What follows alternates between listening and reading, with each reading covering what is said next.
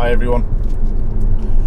After my video release not so long ago about the attempted hijacking, I did say in that video that I was going to do a follow-up on things that you could do to possibly prevent a hijacking and what to do if you are actually within that hijacking situation. So here it goes.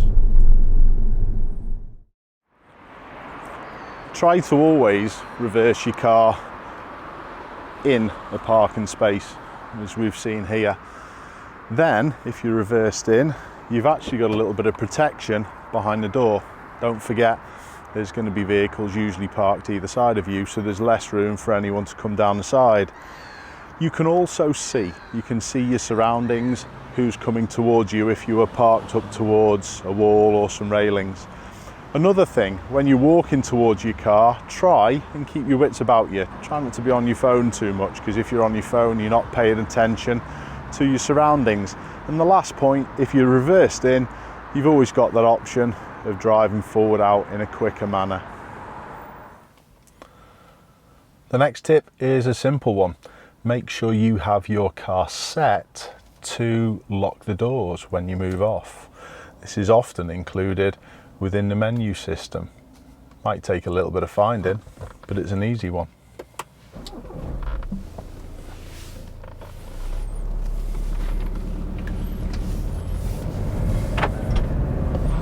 Simple.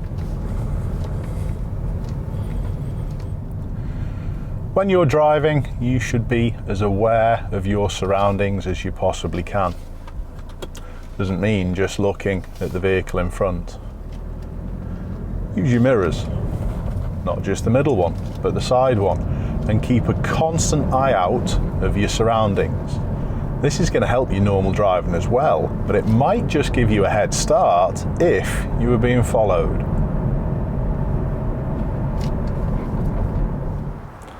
Although we've got a lovely view over the city, places like this, dark at night, aren't really going to be the best places to actually keep safe.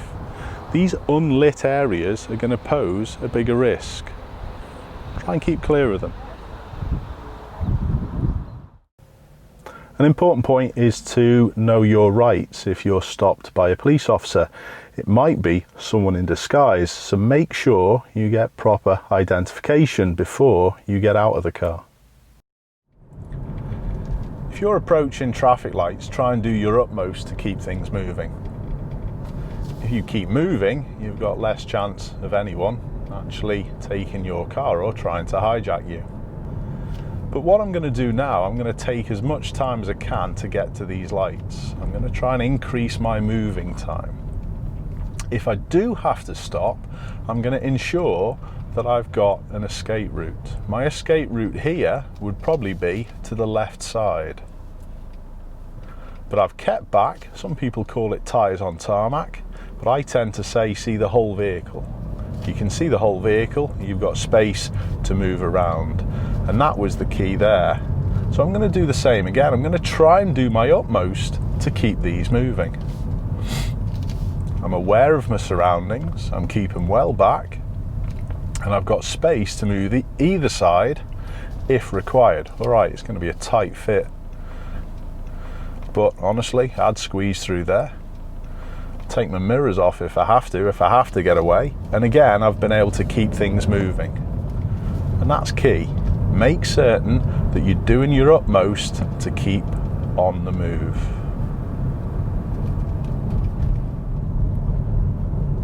Just going on a little further on this keep and moving. Stick to main roads, unlike what I'm doing. You don't really want to take yourself into housing estates like we are now, because you could be faced with a dead end and you don't know where to go and you can't get out, and now you're pinned in.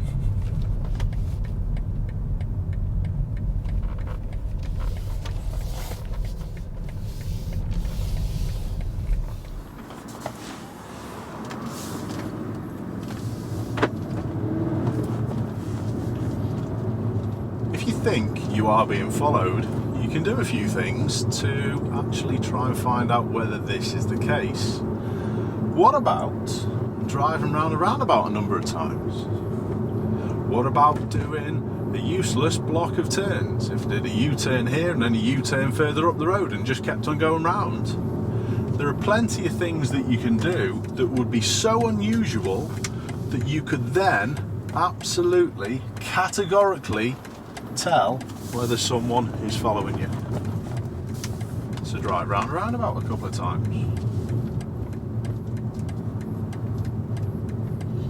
If the car behind is still following you at this point, I suggest it's time to move it on to the next point. Maybe call the police.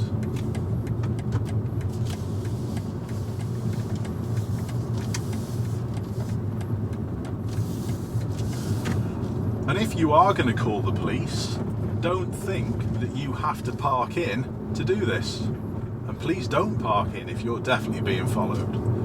Keep it on the move, keep to an open road, pick up the phone if you haven't got a hands-free, and call the police. Ask for their advice. They may direct you to the nearest police station. They may alert one of their patrols in the area to come and meet you. But whatever you do, don't stop. Keep moving if it's at all possible. Another tip is to never post on social media where you are. If you've got a nice car, people will see that instantly, and honestly, you could put yourself as a target. What if that worst case scenario happens and the attackers are maybe by the door or the window and they've got a weapon? Well, don't fight back. It's not worth it. You're going to give them the car. Cars are insured, generally replaceable. They're only metal and plastic. It's much more important than risking your life. It doesn't matter how tough you think you are. You could have a weapon, a knife, a gun, and honestly, it's not worth that risk. Little tip that I would say is put your hands up. That always means I'm giving in. Don't try and be clever and taking the key with you. Make sure you leave the key in the car, because then the attackers have got what they want and they'll go and they'll hopefully leave you alone. When you do get out of the car, I would also advise run out of there as quickly as you can. Get away from that situation. You don't want anything to do with it. Your safety is key. I hope that was useful. Don't forget that these scenarios of hijacking and carjacking are fairly uncommon, so don't let it affect your sort of confidence on the road too much. It's unlikely that this is going to happen, but I do hope that this video is maybe giving you a few little clues on what you could do if it does happen. Take care everyone, keep safe, and hopefully I'll see you next time.